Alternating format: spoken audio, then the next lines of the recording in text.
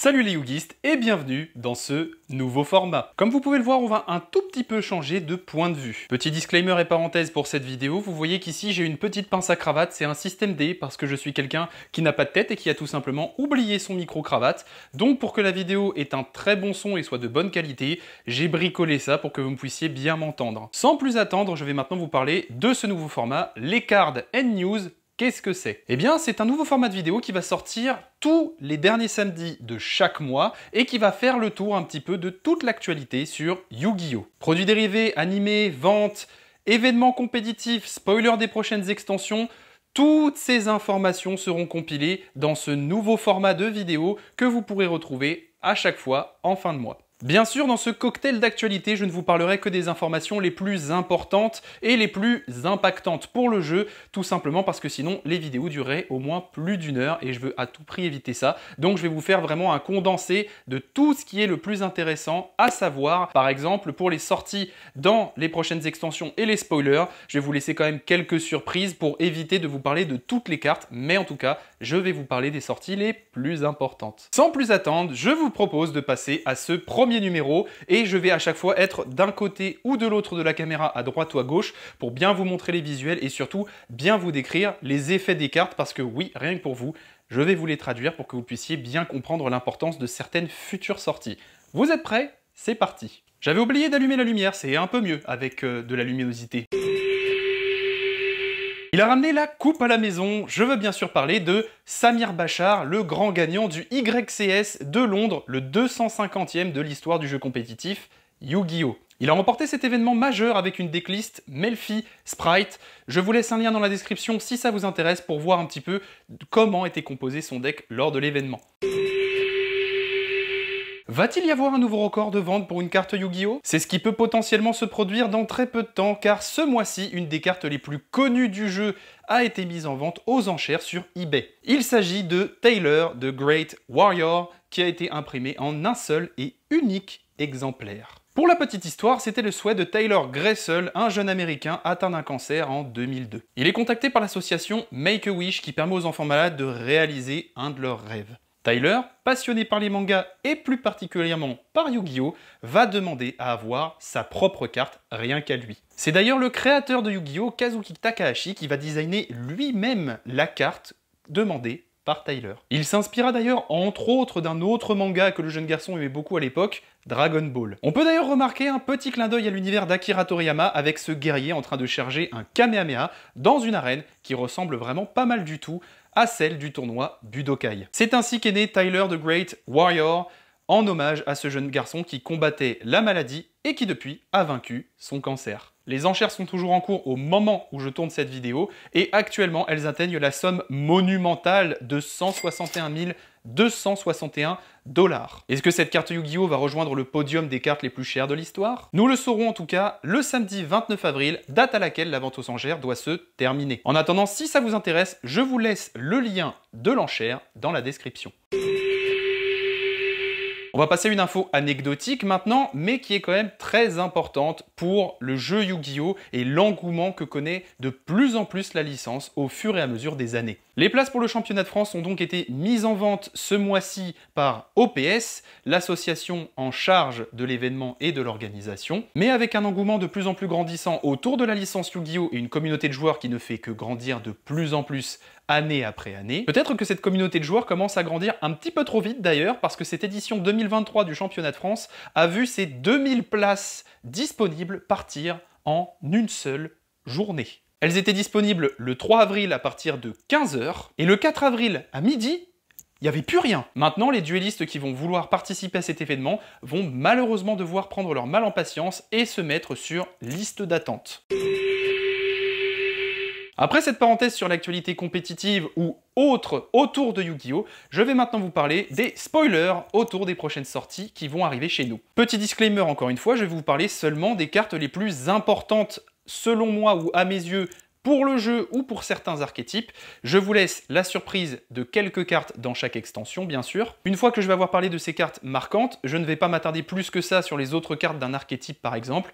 Donc, si ça vous intéresse, je vous invite à aller dans la description, je vais vous faire quelque chose de bien trié, de bien carré, pour que vous puissiez aller vous renseigner sur les archétypes de cœur que vous aimez, ou tout simplement pour avoir les informations supplémentaires derrière les cartes qui vont sortir. Pour commencer, je vais vous parler d'extensions pour laquelle on a eu le plus de tease et de spoilers parmi toutes celles qui vont arriver dans les prochains mois. Il s'agit de Duelist Nexus. Et on va commencer dans cette extension avec un bon gros shoot de nostalgie, tout simplement parce qu'il va y avoir du support pour l'archétype Monarque. Et le moins qu'on puisse dire, c'est que ce vieux thème de GX va être bien dépoussiéré et va avoir une vraie bouffée d'air frais, parce que les nouvelles cartes risquent d'être vraiment très fortes. Un nouveau Testalos a donc été annoncé et il risque de faire passer le deck à un niveau supérieur. Possibilité de sacrifier un monstre de l'adversaire pour l'invoquer, une mécanique de burn et de ban. On a vraiment hâte de découvrir les versions Ultimate des autres monarques, et plus particulièrement pour mon cas, celle de Raiza, tout simplement parce que qu'est-ce que ferait un ultime Raiza dans un deck Fuvaga par exemple?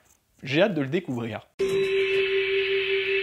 Passons maintenant à un lore aussi riche que celui d'Albaz, je veux parler du lore autour de Visas Starfrost. 7 nouvelles cartes ont donc été annoncées pour le nouvel archétype Manadium. Ce multivers croisant plusieurs mondes va donc s'étendre encore plus avec l'arrivée d'une nouvelle synchro. Il s'agit de Visas Amritara qui va tout simplement permettre, lorsqu'il est invoqué par synchronisation, d'aller chercher une magie ou un piège qui mentionne Visas Starfrost. Mais aussi, il va permettre, en échange du sacrifice d'un de vos monstres, de booster tous vos autres monstres synchro de 800 points d'attaque. Je vous laisse aller voir dans la description si vous voulez plus d'infos sur les cartes de ce nouveau monde en formation.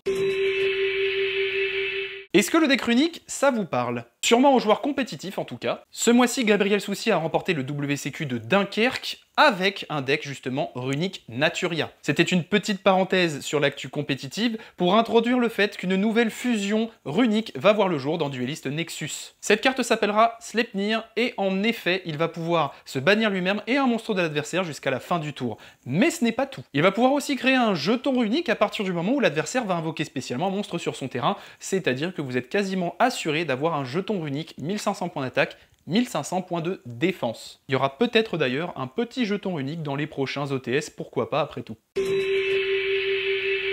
Les waifus les plus puissantes du moment sont de retour. Et oui, je veux bien sûr parler de Mikanko, ces prêtresses guerrières qui vont être présentes dans Duelist Nexus sous forme de 2 nouvelles cartes pour l'archétype. Parmi elles, on va compter une nouvelle rituelle, Araime, la manifestation Mikanko. Elle est niveau 9 et elle va permettre de s'équiper directement un monstre Mikanko que l'on contrôle depuis le cimetière. À la fin du tour, le monstre équipé avec cette carte rituelle remontera dans la main de son propriétaire et cette même carte, la carte rituelle, remontera aussi dans votre main. Mais pour moi, ce n'est pas du tout la meilleure des 2 cartes qui a été annoncée. Il y a aussi un nouveau piège qui va venir renforcer le deck. Et attention, selon moi, c'est cette carte qui va vraiment falloir prendre en compte et qui risque de vraiment beaucoup renforcer le deck. Déjà, en premier effet, c'est assez simple. On va cibler un monstre de l'adversaire et l'équiper à un de nos monstres Mikanko. On choure un monstre à l'adversaire déjà, c'est un petit peu fort. En bonus, si au moment où on fait cet effet, il y a un monstre rituel sur le terrain, donc pas forcément seulement chez nous, à ce moment-là, on va pouvoir infliger 500 points de dommage à notre adversaire pour chaque équipement qu'on contrôle. Une mécanique de burn couplée à un deck OTK,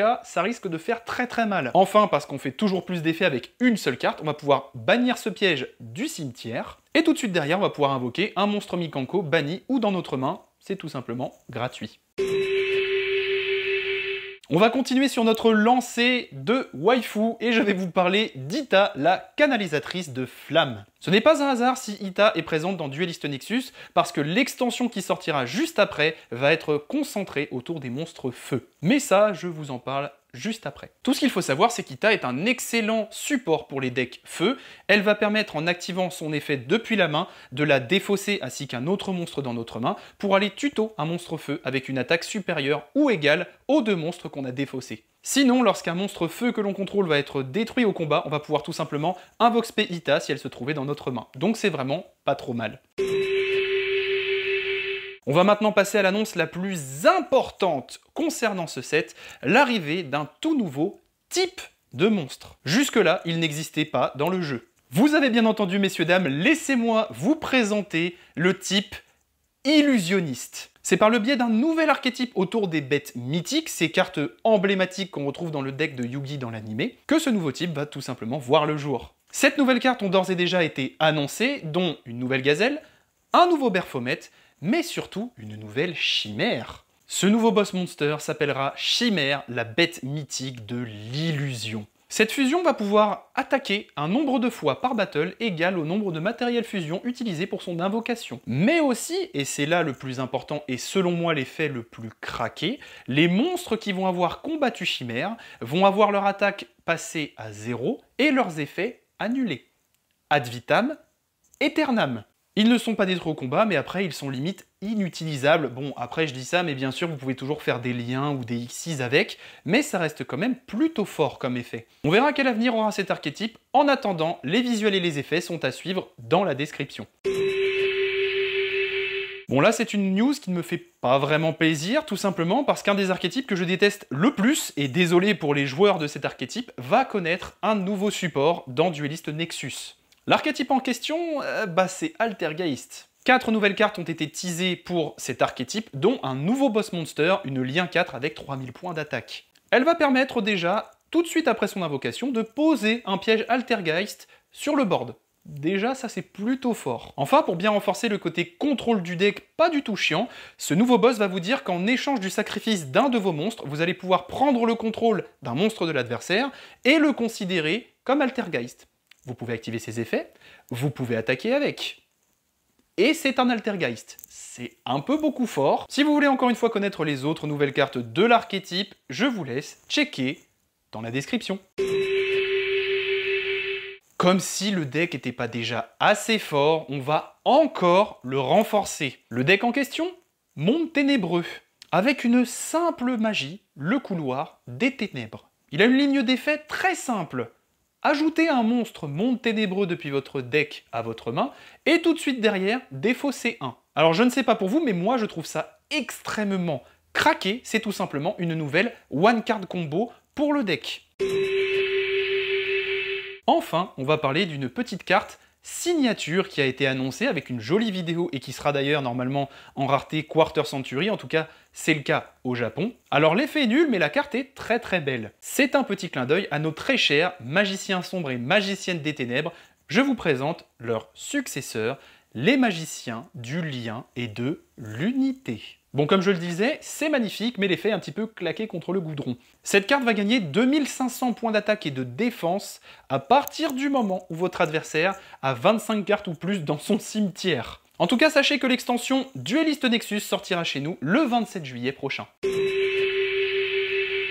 On enchaîne avec les annonces complètement folles parce que le nouveau set des duellistes légendaires a enfin été annoncé. Et le moins qu'on puisse dire, c'est que ça va balancer du très très lourd. Soul Burning Volcano, c'est le nom des duellistes légendaires 10e du nom, et ça va nous apporter évidemment du support pour des decks feu. Parmi eux, eh bien ça fait 16 ans que ce deck n'avait pas eu de nouveau support. Je veux parler du deck volcanique. Ce bon vieil archétype de l'RGX joué par Axel Brody renaît de ses cendres. Pour info, le dernier support connu remonte à 2007 dans l'extension Force of the Breaker. Ça commence à faire vraiment un bail. 6 nouvelles cartes vont donc voir le jour pour cet archétype, et parmi elles, on va avoir un nouveau boss monster. L'empereur volcanique va booster la mécanique de burn du deck, et ça c'est vachement intéressant. Cette carte nous dit qu'elle va pouvoir infliger 500 points de dommages à l'adversaire pour chacun de nos monstres pyro qui sont bannis. Mais surtout, il va infliger 500 points de dommages à l'adversaire à chaque fois qu'il va invoquer spécialement un monstre sur son terrain. Ça vous rappellerait pas un petit truc qui s'appelle Mascarade par hasard? Pour le reste des cartes, vous savez où regarder. Dans ce set, on va aussi retrouver du support pour un autre archétype qui n'en avait pas eu depuis longtemps. Je veux parler du deck Boxeur Indomptable. Le dernier support connu chez nous remonte à 2015 avec l'extension Les Superstars Mondiales. Parmi les 6 nouvelles cartes annoncées pour l'archétype, on va retrouver un contre-piège, et là c'est un hasard, il fait référence aussi à ce bon vieux manga Dragon Ball. Je vais vous mettre l'artwork de la carte et la comparaison de la scène que j'ai en tête juste en dessous, et vous me direz dans les commentaires ce que vous en pensez, mais moi je trouve ça génial si c'est vraiment un petit clin d'œil, encore une fois, à la licence d'Akira Toriyama. Bon, en dehors de ça, le moins qu'on puisse dire, c'est que ce nouveau piège envoie du très très lourd. Il permet l'annulation d'un effet de monstre de l'adversaire en échange du sacrifice d'un de vos boxeurs ou d'un monstre X6 que vous contrôlez. Ça annule, ça détruit, puis tout de suite derrière, vous allez pouvoir invoquer depuis votre extra deck une autre X6 boxeur et lui attacher le piège comme matos. Ça va pour vous parce que moi je trouve ça vraiment craqué. Et en plus de ça, en parlant d'X6, 2 nouveaux boss monsters ont été annoncés pour renforcer l'extra deck autour de cet archétype. Ils arrivent en force, ce sont le commandant César et le roi Dempsey. Le premier vous octroie une negate d'effet de monstre et une destruction. Le second, et lui est beaucoup plus intéressant vu qu'il va avoir 2 effets, vous permet d'aller chercher soit un monstre, soit une magie, soit un piège boxeur directement depuis votre deck à votre main. Et en effet rapide, il va avoir un petit effet sympathique qui lui permet de détacher un matériel X6 et en échange, tous vos autres boxeurs seront immunisés contre les effets de carte de l'adversaire. Ça commence à faire beaucoup. Enfin, troisième et dernier gros archétype de la boîte Soul Burning Volcano. Malheureusement, on n'a pas encore beaucoup d'informations ou de visuels, mais les joueurs du format éternel seront très heureux du retour de cet archétype. Pour ceux qui ne l'ont pas deviné et qui ne sont pas habitués au compétitif, je veux bien sûr parler du deck Salamangreande. Vous l'aurez du coup peut-être deviné avec le visuel de l'extension qui met en avant le duelliste jouant le deck dans l'anime Vrains. En tout cas, ce qu'on sait pour le moment, c'est qu'un nouveau boss monster va voir le jour dans cette extension. Après, est-ce qu'il sera joué ou efficace? Ça, c'est une autre histoire. Après, qui sait, peut-être que le deck reviendra sur le devant de la scène compétitive. En tout cas, moi, je l'espère. Cette magnifique extension dueliste légendaire Soul Burning Volcano est prévue chez nous pour le 11 août prochain. Vous vous rappelez de ces belles boîtes dorées? Eh bien, vous pouvez leur dire adieu. Après 4 ans de bons et loyaux services, les Tinbox vont se refaire une petite beauté pour les 25 ans de la licence. Konami a vraiment mis les petits plats dans les grands pour proposer la Tinbox Dueling Heroes. 300 cartes composeront ce nouveau set. Et petite nouveauté pour ceux qui sont habitués de l'ouverture, il ne va pas y avoir une secret par booster, mais 2. En petit bonus, 16 cartes vont être éditées dans la nouvelle rareté Quarter Century. Ces cartes, ce sont celles qui décoreront le contour de la Tin. Enfin, niveau reprint, et je pense que c'est ça qui vous intéresse le plus, la boîte va nous régaler. Pour l'instant, on sait que la boîte va réimprimer des cartes allant de Bataille du Chaos jusqu'à Grand Créateur, et peut-être plus encore. Tout n'a pas encore été annoncé, sauf la date de sortie. Cette superbe tin est prévue chez nous pour le 7 septembre prochain. Enfin, pour terminer cette vidéo, parce que toutes les bonnes choses ont une fin, un tout nouveau deck de structure a été annoncé et il met à l'honneur un des protagonistes principaux de Yu-Gi-Oh! 5DS. Vous l'aurez peut-être deviné avec le visuel que je vous ai mis juste avant, eh bien le deck de structure va venir renforcer le deck de Jack Atlas, celui du Dragon Rouge Arc-Démon. De nouvelles cartes vont bien évidemment venir renforcer l'archétype, comme une nouvelle synchro 8, le Dragon Scar Red. Il va permettre, lorsqu'il est envoyé au cimetière, d'invoquer spécialement un autre Dragon Rouge Arc-Démon depuis l'extra deck. Puis si jamais ce dragon synchro a été utilisé pour l'invocation synchro d'un dragon ténèbres, vous allez pouvoir tout simplement Raigeki tous les monstres en position d'attaque sur le board adverse. Enfin du coup c'est plus Lightning Storm. Je vous laisse encore une fois suivre le lien dans la description pour voir toutes les nouvelles cartes qui vont être présentes dans ce deck de structure.